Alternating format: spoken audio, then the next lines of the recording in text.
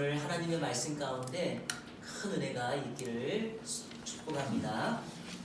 오늘은요, 여기까지 우리를 도우신 에베네셀 하나님이라고 하는 제목으로 말씀을 나누도록 하겠습니다. 여기까지 우리를 도우신 에베네셀 하나님.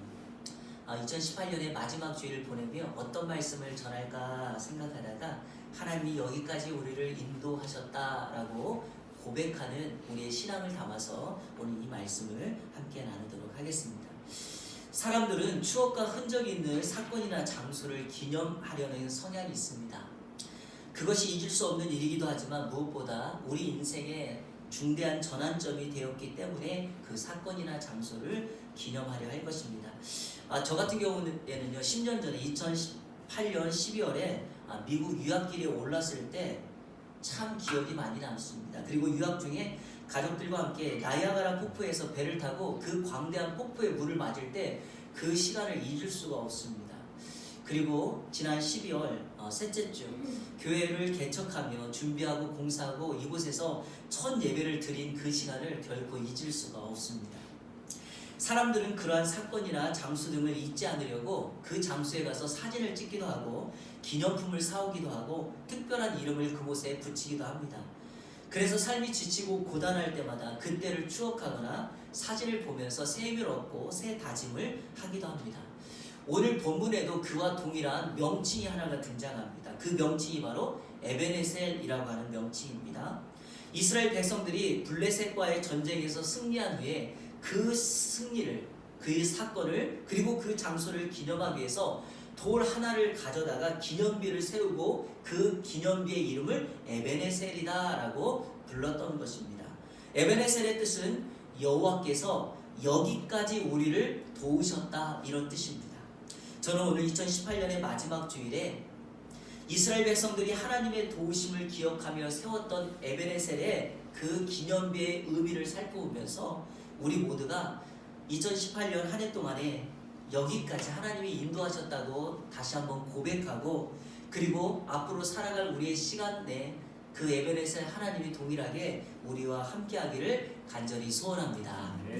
여기까지 도우신 에베네셀 하나님을 만나려면 그러면 어떻게 해야 될까요? 그 에베네셀 하나님을 만나기 위해서 오늘 세 가지로 정리해서 우리가 함께 은혜를 나누도록 하겠습니다. 에베네셀 하나님을 만나려면 첫째로 하나님께 돌아가야 합니다. 하나님께 돌아가야 합니다. 오늘 읽진 않았지만 사무엘상 7장이 시작하는 1절과 2절 성경 말씀을 보십시오. 이렇게 기록되어 있습니다. 기랏 여아림 사람들이 와서 여호와의 궤를 옮겨 산에 사는 아비나답의 집에 들여놓고 그의 아들 엘리야사를 거룩하게 구별하여 여호와의 궤를 지키게 하였더니 궤가 기랏 여아림에 들어간 날부터 20년 동안 오래 있은지라 이스라엘 온 족속이 여호와를 사모하니라. 엘리 제사장 시절에 이스라엘이 블레셋과 아벡이라고 하는 지역에서 전투를 하였습니다.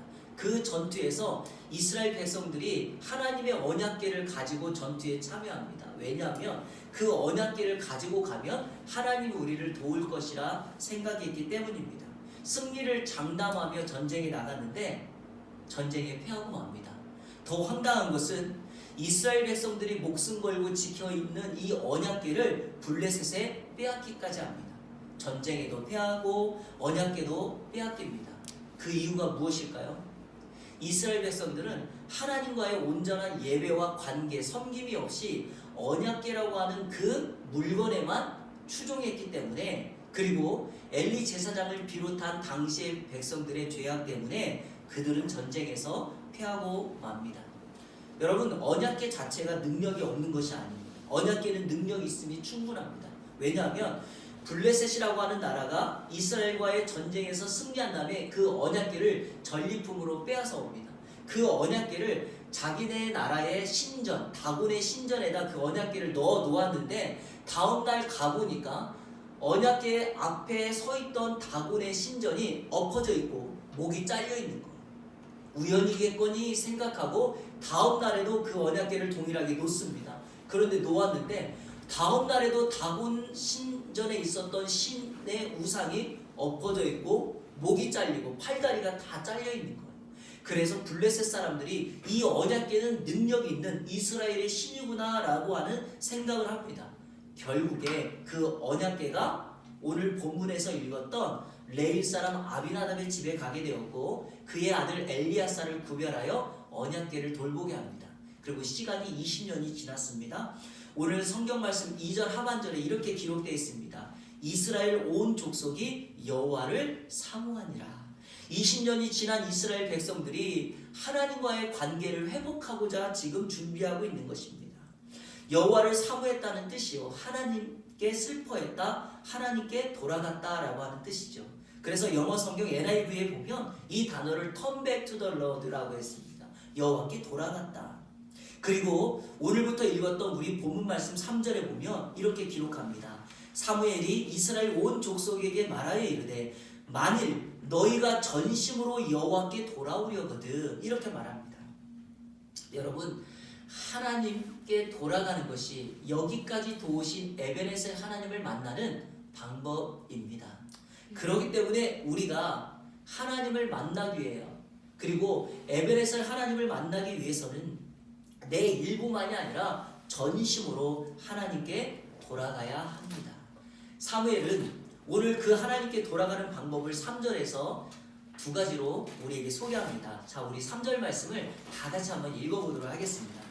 죄송한데요, 저희가 이 자막에다가 다른 가사는 다 저희가 띄우는데 성경 구절은 안 띄우려고 합니다. 왜냐하면 제가 보니까 우리 성도님들이 자막을 다 띄우면 성경책도 안 가져오시고 하기 때문에 말씀만큼 우리가 같이 보면서 읽어야 되겠다라고 생각을 했습니다. 자, 우리 3절 말씀 다 같이 읽겠습니다. 시작.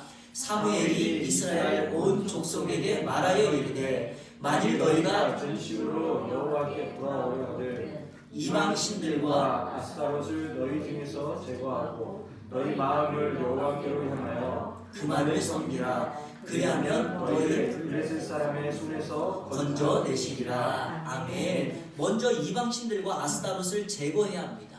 이방신들과 아스타롯, 이것은 우상을 말합니다. 사랑하는 성도 여러분, 내 인생에 무너졌던 내 인생을 회복하고 우리를 도우시는 에베네셀 하나님을 만나기 위해서 우리가 하나님께 돌아가는 그 첫걸음은 내 안에 있는 우상의 요소를 다 제거해야 합니다. 이것이 가장 중요합니다. 이방의 신으로 대표되는 것이 바알이고요, 아스타롯은 풍요의 신입니다. 여신입니다. 그러니까 우리가 농사를 잘 지으려면 사람들이 바알신을 섬겨야 되고 풍요를 주는 아스타롯을 즐겁게 해야 되기 때문에 이 이방신에 대표되는 바알과 아스타롯은 항상 제사의식을 할 때 성적인 파티를 동반합니다. 이스라엘 백성들이 광야에 40년을 살다가 가나안 땅에 딱 들어갔더니 농경 문화가 발달하고 이러한 문화에 정말 모든 시선과 마음을 다 빼앗겼던 것입니다. 그래서 유일신이신 하나님을 섬겨야 함에도 불구하고 그들이 우상을 섬기게 되었습니다. 그러나 성경은 언제나 우상 숭배는 죄악이라 말하고 하나님은 우상을 멀리하라 우리에게 말씀합니다. 중요한 것은요, 이거죠. 현대판 우상이 무엇인가? 오늘처럼, 그러니까 성경의 시대처럼 바알이나 아스타롯의 형상이 없기 때문에 오늘 우리가 살아가는 동안에 우상이 무엇인가를 우리는 꼭 살펴봐야 합니다. 우상이 무엇일까요? 하나님보다 더 사랑하는 것이 우상입니다. 그리고요, 한국사회와 한국교회, 우리 성도들의 삶을 병들게 만드는 대표적인 우상은 바로 만몬입니다. 만몬, 돈입니다. 한마디로 말하면. 그래서 이 세상은 돈의 신과, 그러니까 돈의 신인 만몬과 절대자 하나님과의 대결이 되고 말았습니다. 신앙생활을 지킬 거냐, 아니면 돈을 벌 것이냐, 이런 결단이 우리에게 매우 중요한 요소로 자리 잡았습니다. 놀라운 사실은 교회도요, 돈의 논리에 따라 움직여집니다. 말씀이 아니라요. 심지어는 목회자도 절대 진리 말씀을 저버리고 돈에 있는 곳에 마음을 두기도 합니다. 그러나 우리가 꼭 기억해야 될 것은 돈은 우상입니다. 그래서 성경은 돈이 필요하지만 돈을 사랑하지 말라 우리에게 경고하고 있습니다. 예수님도 마태복음 6장 24절에 한 사람이 두 주인을 섬기지 못할 것이니 혹 이를 미워하고 저를 사랑하거나 혹 이를 중히 여기고 저를 경히 여김이라. 너희가 하나님과 재물을 겸하여 섬기지 못하느니라 말씀합니다. 그러니까 우리의 인생은 돈을 섬기든지 하나님을 섬기든지 둘 중에 하나를 하고 있다라는 거죠. 하나님을 믿지 않은 불신자들이 하는 말, 나는 무신론자야 라고 말하지만 그 말은 틀린 말입니다. 성경적인 의미로 바꿔 말한다면 하나님을 섬기지 않는다면 그들은 만몬을 섬기고 있는 것과 같습니다. 그렇기 때문에 하나님께 돌아오는 첫 번째 방법은 이러한 우상의 요소를 제거하는 것입니다. 돈이 필요 없다는 말이 아닙니다. 돈은 필요합니다. 하지만 돈을 너무 사랑하면 올무가 됩니다. 두 번째, 하나님께 돌아가는 방법은요, 마음을 여호와께 향하고 하나님만 섬기는 거다. 그래서 4절도 이렇게 말합니다. 이에 이스라엘 자손이 바알들과 아스타롯을 제거하고 여호와만 섬기니라. 여러분, 우상을 제거하는 요소를 포함해서 이것은요, 회개의 과정을 우리에게 말합니다. 그러니까 하나님께 돌아오라라고 하는 말을 요즘 우리말로 한 단어로 바꾸면 회개하라 이 뜻이 되는 것이죠. 진정한 회개의 출발은 내 안에 있는 우상의 요소를 제거하는 것, 즉 죄를 깨닫는 것입니다. 자, 이게 출발이고요. 다음으로는 가던 길이 잘못되었음을 인정하고 방향을 바꾸는 겁니다. 운전하시는 분들은 아시겠지만 이것을 유턴한다라고 말을 하죠. 그런데 유턴하는 것이 끝이 아닙니다. 다음이 필요합니다. 그 다음은 바로 하나님이 원하는 방향으로 계속 차를 운전해 가는 것처럼 내 인생의 길을 계속해서 향하여 가는 것입니다. 이게 바로 하나님만을 섬기라라고 하는 것이죠. 결단코 다른 방법, 다른 대상, 그리고 다른 우상이 이 안에 끼어 들어오면 안 됩니다. 2018년 마지막 주일에 우리를 도우시는 에베네셀 하나님을 만나기 위해서 하나님은 우상의 요소를 제거하고 전심으로 하나님만을 섬길 것을 우리에게 요청합니다. 이렇게 살아감으로 에베네셀 하나님의 동일한 은혜가 우리 모두에게 있기를 주님의 이름으로 축원합니다. 도우시는 하나님의 에베네셀을 만나기 위해서 둘째로 우리가 해야 될 일은 바로 하나님께 기도하는 것입니다. 하나님께 기도해야 돼요. 이스라엘 백성들이 하나님께 돌아오고자 우상을 제거하고 마음을 하나님께로 향하고 하나님만 섬길 것을 그들이 결단합니다. 그리고 난 다음에 5절을 보십시오. 이렇게 말합니다. 5절에 사무엘이 이르되 온 이스라엘은 미스바로 모이라 내가 너희를 위하여 여호와께 기도하리라 하며, 이 부분이 정말 중요합니다, 여러분. 왜냐하면 백성들이 회개하고 의미심장한 결단을 하나님 앞에 합니다. 그러면 여러분, 그 다음에는 무언가 큰 일을 해야 될 것 같은데 사무엘은 그런 일을 다 중단하고 그들을 먼저 미스바로 모이게 합니다. 그런데 미스바로 왜 모이게 하냐? 바로 성에 거룩한 집회를 열기 위함입니다.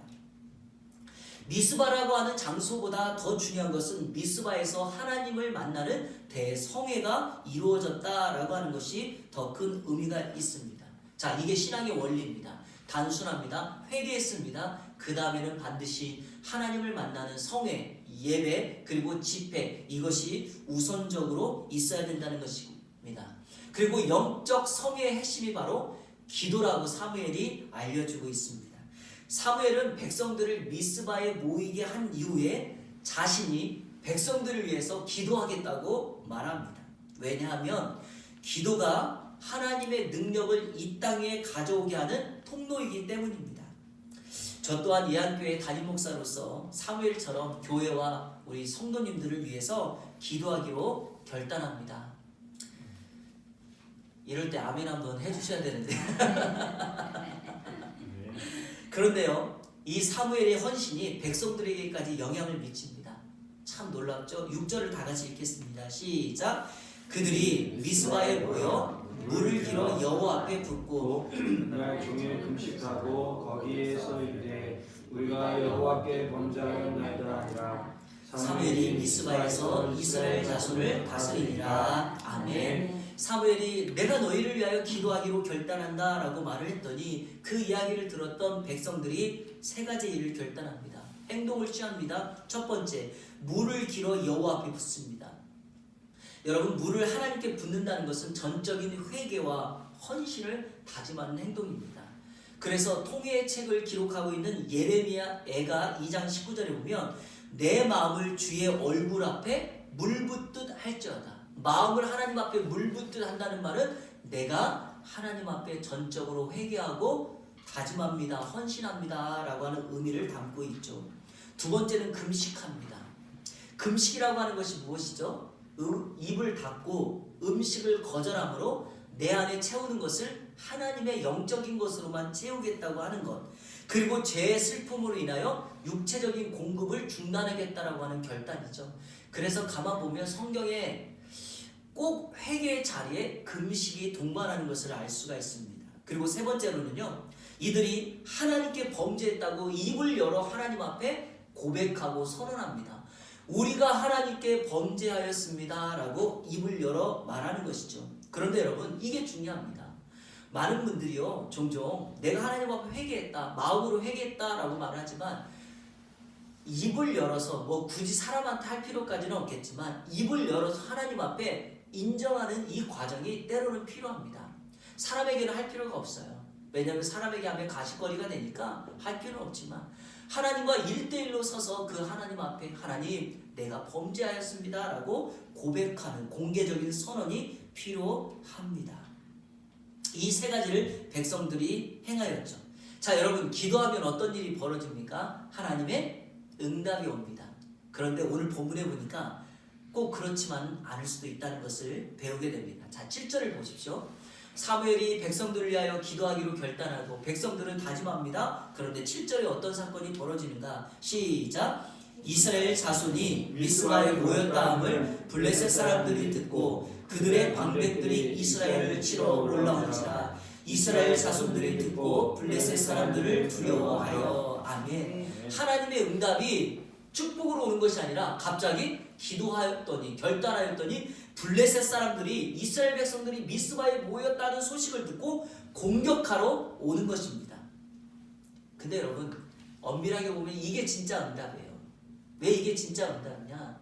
하나님의 더 큰 일을 이루기 위하여 하나님께서 지금 사건을 덮어놓고 계신 거예요. 기도하고 바로 응답하면은요, 더 큰 것을 못 봐요. 근데 기도하면 할수록 하나님의 응답이 왜 더딜까? 기도가 쌓이고 쌓이면 우리가 생각하는 것보다 하나님의 응답의 방식으로 30배, 60배, 100배로 응답되게 되는 것입니다. 블레셋이 공격해 온다는 것 때문에 백성들은 두려움에 빠지죠. 자, 여러분, 기도했는데도 응답이 되지 않고 이런 두려움이 있을 때 여러분은 어떤 결정을 취하시겠습니까? 제가 여러분에게 부탁드리고 싶은 것은 성경적인 원리를 꼭 따르십시오. 그게 바로 8절입니다. 자, 8절. 이스라엘 자손이 사무엘에게 이르되 당신은 우리를 위하여 우리 하나님 여호와께 쉬지 말고 부르시죠. 우리를 블레셋 사람들의 손에서 구원하시게 하소서 하니. 여러분, 성도들 가운데 기도하다가 종종 하다가 안 되면, 응답이 안 되면 이거는 하나님이 원하지 않는 일인가 봐 라고 생각하면서 기도하는 것을 중단합니다. 아니, 또 다른 방법을 찾습니다. 그러나 그렇지 않습니다. 그때는요, 그 장벽을 해결하기 위하여 하나님 앞에 더욱 간절히 기도하라는 하나님의 사인일 수 있음을 꼭 기억하시기를 바랍니다. 성경에 보면 대표적인 예가 하나 등장합니다. 길거리에 눈이 먼 장님, 그 소경 바디메오가 있었습니다. 눈이 보이지 않니 구걸하는 인생을 살아갑니다. 그런데 여느 때와는 다르게 길거리가 소란스러운 겁니다. 길에 지나가는 사람들에게 왜 이렇게 소란스럽냐고 물었더니 사람이 이렇게 말을 합니다. 지금 예수님이 이 길로 지나가신다. 그 소리를 듣고 소경 바디메오, 앞이 보이지 않는 바디메오가 큰 소리로 다윗의 자손이여 나를 불쌍히 여겨 주소서라고 외칩니다. 그랬더니 갑자기 제자들이 이 소경 바디메오를 말립니다. 조용히 해라, 조용히 해라. 지금 예수님 지나가는데 너가 이렇게 시끄럽게 할 것이 아니야. 이게 무슨 의미냐면 내가 하나님 앞에 나의 소원을 아뢰어 기도하였더니 방해가 있을 수 있다는 거예요. 바디메오도 제자들이 하지 말라고 했던 그 말을 들었습니다. 그런데 성경에 보면 바디메오가 어떻게 했는가? 이렇게 기록되어 있습니다. 그가 더 큰 소리로 다윗의 자손이여 나를 불쌍히 여기소서. 우리 예수님께서 가던 길을 멈추고 그 소경 바디메오에게 주목하십니다. 그에게 가서 손을 잡아 일으켜 세우시며 일어나라, 눈을 띄워주십니다. 이게 바로 하나님의 응답의 역사 아니겠습니까? 기도 응답이 안 되고 외적인 위험 때문에 우리 인생에 두려움이 올 수 있죠. 그러나 여러분, 기도했다고 안 되는 것이 아니라 그때는 하나님이 오늘 백성들처럼 더 많이 기도하고 기도의 사람인 사무엘에게 기도를 요청하라고 부탁하는 것입니다. 전 같았으면 이스라엘 백성들이 이렇게 하지 않았을 거예요. 전에 같았으면 더 큰 우상, 눈에 보이는 어떤 대상을 찾아갔을 것입니다. 그러나 그들이 마음을 결단하고 난 이후에는 이러한 어려움에 만났을 때 민족의 지도자인 사무엘에게 당신이 우리를 위하여 기도하여서 하나님이 우리를 위하여 일하시게 하라라고 부탁하고 있습니다. 백성들의 변화는 기도의 능력을 알았기 때문입니다. 여러분, 인생을 변화시키는 해결의 열쇠가 바로 기도인 줄로 믿습니다. 우리를 여기까지 도우신 에베네셀 하나님을 경험하는 비결이 무엇인가? 바로 기도함에 있습니다. 2018년의 마지막 시간을 보냅니다. 여러분, 기도를 많이 못했을 수도 있고 하나님의 은혜를 많이 경험하지 못했을 수도 있습니다. 그러나 그것이 내 인생의 끝이 아닙니다. 지금부터라도 괜찮습니다. 새해를 준비하며 우리가 에베네셀 하나님의 은혜를 경험하기 위하여 다시금 기도하는 여러분들 되시기를 주님의 이름으로 축원합니다. 기도할 때 우리 하나님께서 일하십니다. 그것을 우리 입술로 고백해야 합니다. 과거 이스라엘 백성들은 언약궤를 가지고 나갔다가 대패하였습니다. 하나님께 기도하지는 않고 언약궤만을 가지고 나갔기 때문에 하나님께서 일하시지 않았던 것이죠. 이런 모습이 우리 가운데 좀 있습니다. 여러분, 기독교의 상징은 십자가입니다. 십자가 목걸이를 목에 달고 귀걸이를 귀에 달고 다닌다고 해서 하나님의 역사가 일어납니까? 그렇지 않습니다. 그건 상징일 뿐입니다. 하나님은 기도할 때 일하시는 분입니다. 그러니까 우리가 헛된 상징물에 우리의 마음을 빼앗겨서는 안 됩니다. 과거 한국 기독교 초기에 많은 분들이 우리나라의 전통 종교였던 불교에서 복음을 듣고 기독교로 개종하였습니다. 종교적인 열심이 강했던 우리의 선배님들은 기독교 신앙에도 매우 열심히 했습니다. 그러니까 새벽마다 정화수를 떠놓고 정성을 쏟았던 모습은 새벽 제단을 쌓는 모습으로 바뀌었고요. 상부상조하며 농사를 지었던, 그래서 서로 돕고 섬겼던, 가난한 사람을 도왔던 모습은 교회 내에 헐벗고 굶주린 사람들의 필요를 채우는 일로 살아갔습니다. 그런데 여기에 부작용이 있었습니다. 그게 뭐냐면 상징물을 너무 신성시한 거예요. 그 신뢰가 바로 십자가인데, 여러분 제가 한번 물어볼게요. 십자가를 보면 드라큘라가 도망갑니까? 안 도망갈 거예요. 그런데 여러분, 만약에 십자가를 보여줬는데 드라큘라가 도망갔다면 그거는 십자가 때문에 도망간 게 아니고 그 십자가를 들고 있는 사람 때문에 도망갔을 거예요. 하나님의 은혜를 경험하고 능력을 경험하고 거룩한 그 사람 때문이에요. 십자가 자체가 능력 있는 게 아니에요. 웃지 못한 해프닝은 과거에 초기 기독교 역사의 책에 찾아보면 이런 내용이 들어있습니다. 어떤 분이 예배당에 들어와가지고 가장 먼저 하는 게 뭐냐면 이 강단 뒤에 있는 십자가 앞으로 와가지고 이렇게 합장을 하고 자리에 앉는 거예요.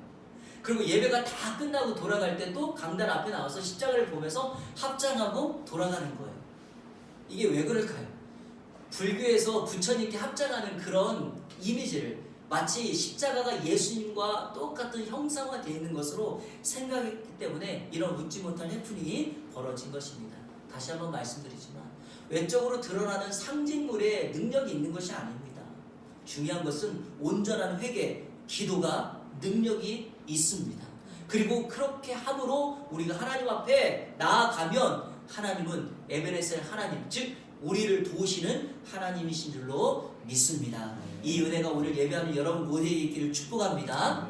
마지막 세 번째, 도우시는 하나님 에베네셀을 만나려면 어떻게 해야 되는가? 하나님께 온전한 예배를 드려야 됩니다. 그런데요, 이 말씀을 묵상하다 보니까 이 요소가 분명한 것 같습니다. 첫 번째는 회개, 두 번째는 기도, 세 번째는 예배입니다. 자, 우리 9절 말씀을 다 같이 읽겠습니다. 9절 시작. 사무엘이 젖 먹는 어린 양 하나를 가져다가 온전한 번제를 여호와께 드리고 이스라엘을 위하여 여호와께 부르짖음에 여호와께서 응답하셨더라. 아멘. 백성들의 요청에 사무엘이 바로 기도하지 않고요, 먼저 하는 일이 있습니다. 하나님 앞에 젖 먹는 어린 양 하나를 가져다가 온전한 번제를 드린 것입니다. 여러분, 번제라고 하는 것은 구약의 제사법 가운데 모든 것을 다 태워서 완전한 온전한 헌신을 의미하는 것입니다. 그래서 번제물을 하나도 남기지 않고 다 불태워 하나님 앞에 올려드립니다. 사무엘이 기도하기 전에 자신과 백성들의 온전하고 완전한 헌신을 지금 제사를 지냄으로 하나님 앞에 다짐하고 있는 거죠. 저는 이 말씀이 두 가지로 묵상되었는데요. 첫째는 이스라엘 백성들의 삶의 예배가 무너져 있다는 거예요. 그러니까 전쟁의 승리보다도 블레셋의 공격보다도 더 중요한 것은 하나님 앞에 삶의 예배를 회복하는 거다라는 생각이 들었고요. 두 번째는 기도보다 예배가 우선해야 된다라고 하는 것을 가르쳐주기 위함이라고 생각합니다. 여러분, 예배가 무너진 상태에서 어떤 기도를 드려도 응답이 없고 허공을 칠 것이라 생각합니다. 우리 삶의 회복과 질서를 잡는 것은요, 예배예요. 왜냐하면 하나님이 성도에게 주신 하나님을 정기적으로 그리고 삶에서 하나님과의 관계를 회복할 수 있는 가장 중요한 게 바로 예배이기 때문이에요. 예배는요, 내가 하나님 앞에 무엇인가를 요구하기 위해서 오는 것이 아니라 나의 헌신을 결단하고 다짐하는 것. 그러니까 하나님이 우리에게 주시는 부산물에 관심을 두고 하나님께 찾아나와서 예배하는 것이 아니라 아버지 하나님과의 온전한 신뢰, 관계를 회복하기 위해서 예배해야 된다라고 저는 믿습니다. 사무엘은 지금 그것을 우리에게 알려주고 있습니다. 온전한 번제를 하나님 앞에 드린 후 하나님께 기도하였더니 하나님의 능력의 응답이 임합니다. 자, 오늘 본문에는요, 그 응답이 세 가지입니다. 여러분 그 주보 안에 설교 노트에 보면 제가 기록해 놓았는데요. 첫 번째, 전쟁에서 승리합니다. 10절 11절을 제가 읽겠습니다. 사무엘이 번제를 드릴 때 블레셋 사람이 이스라엘과 싸우려고 가까이 오매 그날에 여호와께서 블레셋 사람에게 큰 우레를 발하여 그들을 어지럽게 하시니 그들이 이스라엘 앞에 패한지라. 이스라엘 사람들이 미스바에서 나가서 블레셋 사람들을 추격하여 벳갈 아래에 이르기까지 쳤더라. 사무엘이 하나님 앞에 번제를 드리고 기도하였더니 어떤 일이 벌어졌는가? 큰 우레소리, 천둥소리가 났습니다. 여러분, 일반적인 천둥소리도 밤에 들으면 굉장히 무섭잖아요. 그런데 하나님께서 내시는 천둥소리가 얼마나 크고 두렵겠습니까? 그 천둥소리에 블레셋 사람들이 두려워하고 우왕좌왕하여 결국에 이 전쟁에서 패하고 맙니다. 그런데 놀라운 사실은 이 천둥소리가 임할 때가 사무엘이 번제를 드리고 있을 때다라고 기록하고 있습니다. 자, 제가 그림으로 한번 그려드릴 테니까 한번 보십시오. 자, 여기가 지금 번제단입니다. 그리고 지금 번제물이 타고 있고 옆에서 사무엘은 기도를 하고 있습니다. 그런데 그렇게 기도를 하고 번제물이 타고 있는 그 순간에 블레셋이 쳐들어 왔다라고 하는 것이죠. 그러니까 얼마나 상황이 우습습니까? 적군은 전쟁하기 위하여 무기를 들고 오고 이스라엘은 지금 하나님 앞에 예배를 하고 있는 것입니다. 진정으로 우리가 하나님 앞에 회복해야 될 것이 이거라고 한다면 내 인생에 찾아오는 모든 전쟁, 싸움, 문제는 하나님과의 올바른 관계로부터 회복되는 줄로 믿습니다. 그때 진정한 우리의 승리가 있게 됩니다. 두 번째는요, 기념비를 세웁니다. 자, 12, 13절 우리 다 같이 읽겠습니다. 12, 13절 시작. 사무엘이 돌을 취하여 미스바와 센 사이에 세워 이르되 여호와께서 여기까지 우리를 도우셨다 하고 그 이름을 에베네셀이라 하니라. 이 블레셋 사람들이 굴복하여 다시는 이스라엘 지역 안에 들어오지 못하였으며 여호와의 손이 사무엘이 사는 날 동안에 블레셋 사람을 막으시매. 아멘. 에베네셀 기념비를 세웠다라고 말을 하죠. 여기까지 하나님이 우리를 도왔다. 12절은요, 첫 번째 하나님이 하셨다라고 하는 의미고요. 13절은 보니까 이에 블레셋 사람이 굴복하여 다시는 이스라엘 지역 안에 들어오지 못하였으며 여호와의 손이 사무엘이 사는 날 동안에 블레셋 사람을 막으시네. 자, 앞으로도 블레셋을 막을 것이다. 13절은 하나님이 이렇게 하실 것이다. 12절은 하나님이 하셨다. 13절은 하나님이 하실 것이다. 여러분, 2018년 마지막 예배를 드리는 여기까지, 이 시간까지 하나님이 우리 인생의 모든 것을 하셨습니다. 그리고 이제 내일부터 시작되는 또 다른 날을 준비하고 내일 모레 있을, 그리고 새해는요, 하나님이 하실 것입니다. 이것이 오늘 예배하는 우리에게 있는 하나님의 은혜입니다. 마지막 세 번째, 이스라엘의 회복과 평화가 임합니다. 14절을 제가 읽겠습니다. 블레셋 사람들이 이스라엘에게서 빼앗았던 성읍이 에그론부터 가드까지 이스라엘에게 회복되니 이스라엘 그 사방 지역을 블레셋 사람들의 손에서 도로 찾았고 또 이스라엘과 아모리 사람 사이에 평화가 있었더라. 빼앗겼던 성을 회복하고 그리고 주변의 나라들과 적국 사이에 평화가 임했습니다. 이것은 바로 에베네셀 하나님이 우리와 함께함으로 우리에게 임하는 결과입니다. 말씀을 마치겠습니다. 저는 설교를 시작하면서 인생에 잊지 못할 추억을 만든 사건이나 장소에 대해서 여러분들께 말씀드렸습니다. 근데 저는요, 지금 예한교회를 개척하며 에베네셀 하나님의 도우심을 다시 한번 고백할 수밖에 없습니다. 기도하면서 어떻게 시작할까, 어디에 시작할까, 누구와 시작할까, 재정은 어떻게 할까 등등 많은 고민이 있었고 하나님 앞에 깊은 기도를 드렸습니다. 그리고 그 모든 과정을 거쳐 지금 여기까지 이르렀고 오늘 저희가 세 번째 주일 예배를 드립니다. 근데 여러분 한번 보시겠습니까? 지금 우리가 예배드리는 이 장소 하나님의 기념비입니다. 인테리어, 이 강단, 우리가 사용하고 있는 이 음향, TV, 이 의자, 그리고 저 뒤에 이틀 전에 달았던 간판, 모든 것이 하나님의 기념비입니다.